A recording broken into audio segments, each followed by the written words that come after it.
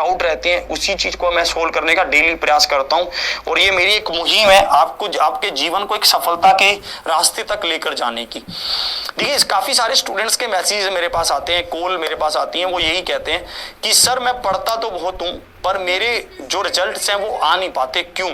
फिर मैं उनको ये कहता हूं कि आप पढ़ते तो बहुत टाइम है पर आप किताब खोलकर बैठे रहते हैं। आप अलर्टनेस से पढ़ते नहीं हैं, आप अंदर की सतर्कता से नहीं पढ़ते हैं। और आप उनमें से काफी विद्यार्थी मुझसे ये भी कहते हैं कि नहीं सर ऐसा नहीं है, मैं बहुत कॉन्सेंट्रेशन से पढ़ता हूँ, बहुत अच्छे से पढ़ता हूँ।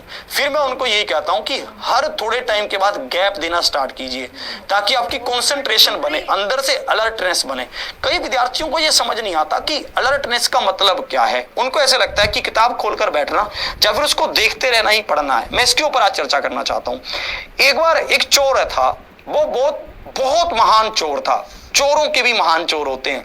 उसका मतलब यह माना जाता था कि वो ऐसा चोर है जिस जगह वो चला गया वहां से बड़े से बड़ा सामान चुरा कर लेकर आएगा और बिना किसी को पकड़े हुए। आज तक वो पकड़ा नहीं गया था, बस पता लोगों को था कि करता ये चोरी ही है, पर उसके प्रति कोई सबूत नहीं थे और कभी पकड़ा नहीं गया था। ये हमेशा होता चला आया था, ऐसा निरंतर चलता रहता था।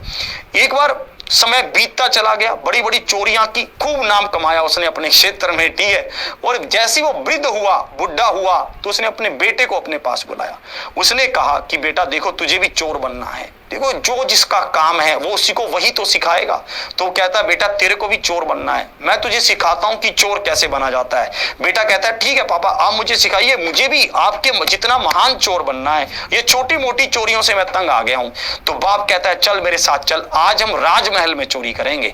बेटा कहता है पहले ही दिन इतनी बड़ी चोरी? तो पापा कहते हैं कि हाँ यही तो तुझे मैं सिखाना चाहता हूं। वो दोनों राजमहल की तरफ बढ़ जाते हैं, रात का समय होता है। तो पापा जब मैं कहूं कि उसका बाप क्या करता है, उस राजमहल की दीवार में छेद करना स्टार्ट करता है, ईंटों को सरकाना शुरू करता है। बहुत अलर्टनेस है, बहुत सारे लोग घूम रहे हैं, बहुत सारे सिपाही घूम रहे हैं, पर उसके पापा के हाथों की कला देखिए कि ईंट को ऐसे सरकाता है कि किसी को पता भी नहीं चलता।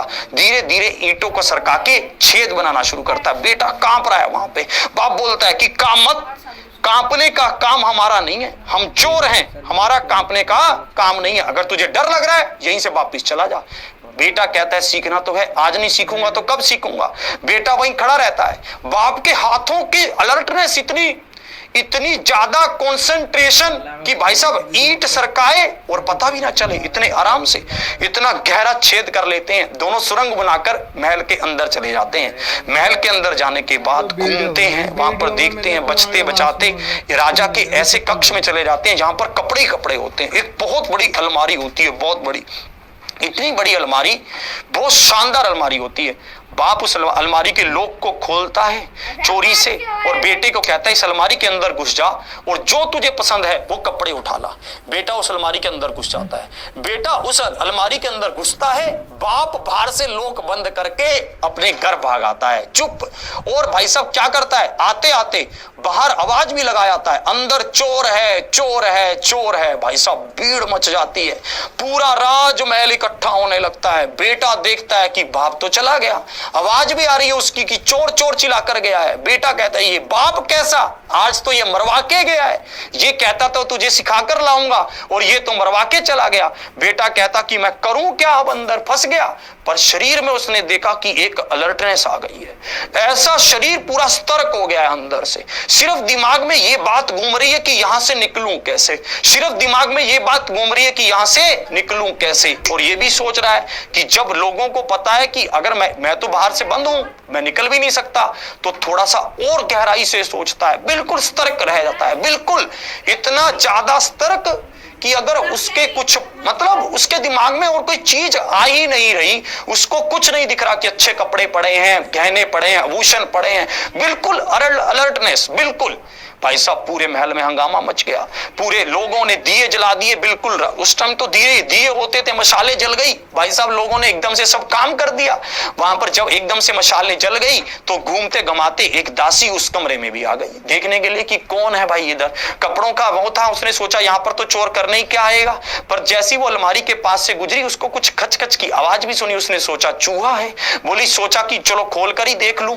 जैसे उसने उसको खोल कर देखा तो अंदर से आदमी था, उसने एकदम से जो दिया था उस पर फूंक मारी और ऐसा भागा, महल से बाहर भाग गया। उसने पीछे मुड़कर नहीं देखा कि जिंदगी में पीछे क्या हो रहा है। भाई सब सिपाहियों ने देख तो लिया, उसके पीछे दौड़े, सिपाही उसके पीछे दौड़े। एकदम से वो दौड़ता गया, महल के बाहर निकला और जो वहां पर कुआं था उसके अंदर पत्थर फेंका और दूसरी दिशा में भाग गया। सिपाहियों को लगा कि ये कुएं में कूद गया बचने के लिए, और भाई साहब सिपाहियों ने कुएं को घेर लिया और वो अपने घर पहुंच गया। जैसे घर पे पहुंचा, जाकर देखा पापा तो सोए हुए हैं, बाप तो सो रहा है, भाई चद्दर लेके सो रहा है। बाप बोला क्यों, तो क्या हुआ? भाई साहब बेटा आता है, एकदम से चद्दर खींचता है, कहता है क्या तुम्हारा मरवाने का इरादा था तो यही मार देते, आप मुझसे चाहते क्या थे, लेकर ही क्यों गए थे? तो बाप उसको कहता है तुझे बताना चाहता था कि तू जिस चीज को अलर्टनेस सोच रहा है ना, वो उसका क्षणिक भर भी नहीं है।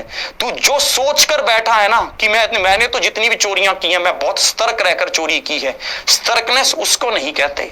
सतर्कनेस उसको कहते हैं, अलर्टनेस उसको कहते हैं जो चंद पलों में, चंद लम्हों में तूने उस अलमारी के अंदर महसूस की। जब तू अपने घर पे बैठा है, जब तू छोटी चोरी कर रहा है, तब तो तू कैसे भी कर लेगा, पर बड़ी चोरी करने के लिए, बड़े कुछ हासिल करने के लिए तुझे क्या चाहिए? वैसी अलर्टनेस चाहिए।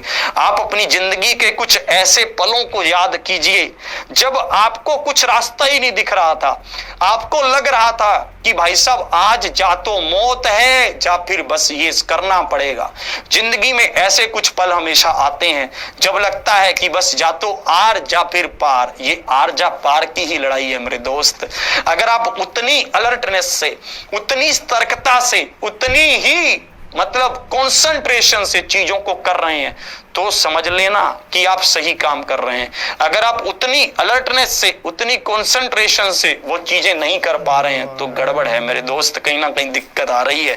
तो मैं आशा करता हूं कि आप उतनी अलर्टनेस से, उतनी ही कंसंट्रेशन से चीजों को अब करने का प्रयास करेंगे।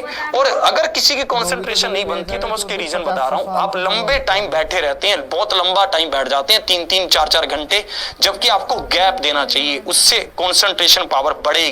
जैसे आपने 1 घंटा पढ़ा, फिर 10 मिनट सोचो कि मैंने क्या क्या पढ़ा है। सुनना, कल मेरा बर्थडे, चल कपड़े दिला दे। हाँ चलो, 1 सेकंड, माँ का कॉल है। हाँ माँ। बेटा मेरी फिर अगले 5 मिनट गैप दो, पानी पियो, थोड़ा सा घूमो, फिर 1 घंटा पढ़ो, फिर 10 मिनट का गैप दो, फिर सोचो मैंने क्या क्या पढ़ा है। इससे चीजें अच्छी तरह से याद भी होंगी और बहुत मजा भी आएगा। आज की सेशन को यहीं तक रखता हूं। आशा करता हूं कि आपको चीजें समझ आ